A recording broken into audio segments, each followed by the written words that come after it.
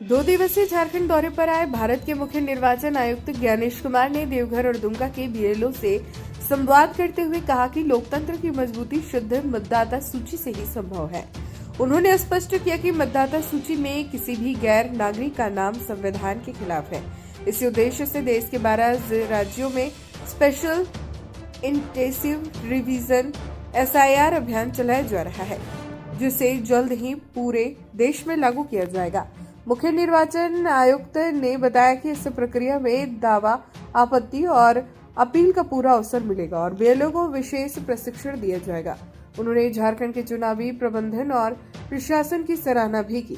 उन्होंने कहा कि शुद्ध मतदाता सूची के साथ ही निष्पक्ष और पारदर्शी चुनाव संभव है और साथ ही साथ कोई भी पात्र मतदाता छूटे ना, इसके लिए बीएलओस को अच्छी ट्रेनिंग दी जाए और मतदाता सूची के शुद्धिकरण का कार्य पूरा किया जाए।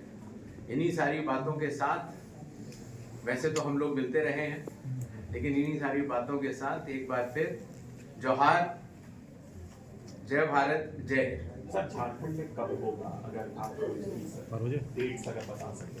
झारखंड में नहीं होना है।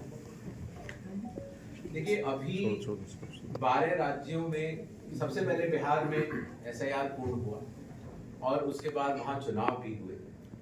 आपको ज्ञात होगा कि वहां पर जो मतदाता सूची वहां के बीएलओस ने और सहायक निर्वाचन अधिकारी और इलेक्ट्रल रजिस्ट्रेशन ऑफिसर्स, कलेक्टर्स और सीओ ने बनाई थी, उस पर 0 अपील प्राप्त हुई। इतनी पारदर्शिता के साथ कार्य हुआ। उसी के साथ साथ जब पूरे 12 राज्यों में इस समय चल रहा है SIR का कार्य, ड्राफ्ट सूची उनमें से 11 की आ चुकी है। उत्तर प्रदेश की 6 तारीख को आनी है। तो 12 की ड्राफ्ट सूची आने के बाद एक प्रक्रिया होती है जिसको बोलते हैं क्लेम्स एंड ऑब्जेक्शंस का पीरियड, अर्थात ड्राफ्ट सूची हर राजनीतिक दल को दी जाती है और उनसे ये निवेदन किया जाता है कि अगर इसमें कोई भी त्रुटि रह गई, क्योंकि जब बूथ लेवल ऑफिसर्स घर घर जाते हैं तो गलतियां हो सकती है, कुछ छूट जाए, तो 1 महीने का लगभग क्लेम्स एंड ऑब्जेक्शंस पीरियड होता है, जो कि अभी चल रहा है। उत्तर प्रदेश का शुरू होने वाला है, बाकी राज्यों में चल रहा है। क्लेम्स एंड ऑब्जेक्शन पीरियड जब खत्म हो जाता है और जहां जहां मैपिंग में सही मैपिंग नहीं हुई है, ऐसे जगहों पर या जहां पर शंकाएं हैं, वहां पर नोटिस दिया जाता है और ERO उनकी हियरिंग करते हैं, AERO भी उनकी हियरिंग करते हैं। ये प्रोसेस समाप्त होने के बाद फाइनल मतदाता सूची आती है और फाइनल मतदाता सूची एक बार फिर सभी राजनीतिक दलों को भी दी जाती है, जिससे अगर उसमें भी कोई त्रुटि रह गई हो तो अपील फाइल की जा सकती है कलेक्टर साहब के साथ। उदाहरण के तौर पर बिहार में जब ये प्रक्रिया की गई, अपील के लिए जब मांगा गया, तो वहां के सभी अधिकारियों ने इतना अच्छा कार्य किया था कि 7.5 करोड़ मतदाताओं के बावजूद अपीलों की संख्या 0 थी। आशा है कि जब ये पूरा कार्य राजनीतिक दलों के साथ मिलकर समाप्त होता है, क्योंकि ड्राफ्ट सूची भी उनसे शेयर करते हैं, उनके वो भी बताते हैं क्लेम्स और ऑब्जेक्शंस कहीं त्रुटि रह जाती है, निर्वाचक भी बताते हैं, कई बार मतदाता भी बताते हैं।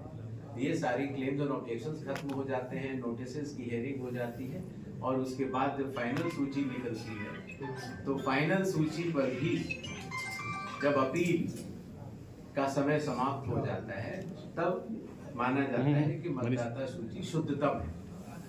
तो ये 12 राज्यों का जब समाप्त होने की स्थिति आएगी, तो अभी तो 22 राज्य और संघ शासित प्रदेश बाकी हैं। लगभग 60 करोड़ मतदाताओं का तो SIR चल रहा है, कुछ का समाप्त हो गया है और बाकी लगभग 40 करोड़ से थोड़े कम मतदाता बचेंगे 22 राज्यों और संघ शासित प्रदेशों में।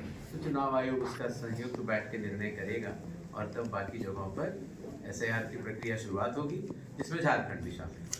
झारखंड में कितने मतदाता हैं अभी? आप हमारे रवि जी बता रहे हैं कि 2.65 करोड़, 2 करोड़ 65 लाख हैं।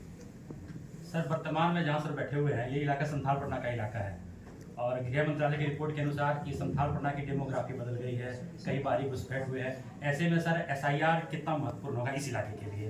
देखिए, भारत का निर्वाचन आयोग एक संवैधानिक संस्था है और अपने संवैधानिक दायित्वों का निर्वहन करती है, जिसमें संविधान के अनुच्छेद 326 के अंतर्गत जिस भी मतदाता की पात्रता होती है, अर्थात वो भारत का नागरिक होता है या 18 वर्ष की आयु से ज्यादा होता है या उस पोलिंग स्टेशन के आसपास के रहने वाला होता है, उसका नाम मतदाता सूची में अवश्य होना चाहिए और अन्यथा नहीं होना चाहिए। तो ये दायित्व चुनाव आयोग निभाता है और निभाता रहेगा।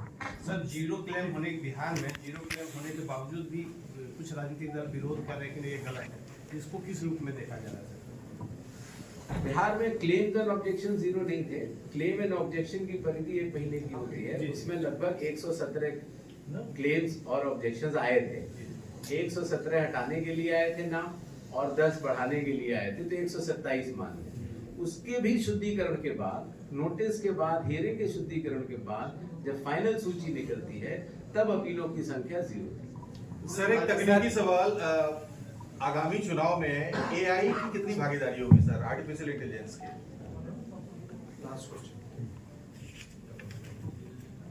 देखिए, चुनाव में मतदाता जिस भी अपने कैंडिडेट को पसंद करता है उसके लिए वो वोट डालता है और जिसको सबसे ज़्यादा वोट मिलते हैं वो जीतता है। इसमें तकनीकियों का उपयोग होता है, लेकिन जिस भी तकनीकियों का उपयोग, उदाहरण के तौर पर इलेक्ट्रॉनिक वोटिंग मशीन होती है, वो एक कैलकुलेटर के समान होती है, जो कि न तो किसी इंटरनेट से जुड़ती है, न वाईफाई से, न ब्लूटूथ से, न इंफ्रारेड से। वो एक सिंपल कैलकुलेटर की तरह से होती है, जिससे ये पता लगता है कि कौन सा बटन कितनी बार दबाएंगे। तो तकनीकियों का इस्तेमाल तो होता है, लेकिन AI का इस्तेमाल कुछ कैनवेसिंग वगैरह में तो लोग करते हैं, लेकिन मुझे नहीं लगता है कि चुनाव आयोग को इसकी आवश्यकता पड़ेगी। जय भारत, जय हिंद।